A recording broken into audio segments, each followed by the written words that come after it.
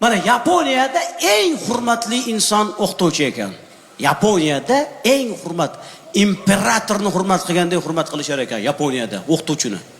Har qanday inson o'qituvchini ko'rsa salom berar ekan. Katta yoki kichik bo'lishidan qat'iy nazar. Yaponiyada qarang, shuning uchun ham ta'lim juda rivojlangan ekan. Bizda mana 11-sinf bo'ydaq. Burnishi betiga yara chiqib, sevgan qizi bilan urushib qolgan.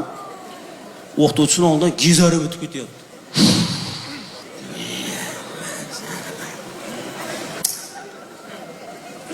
O'qituvchi bechara ham salom berib qolarmikin deb.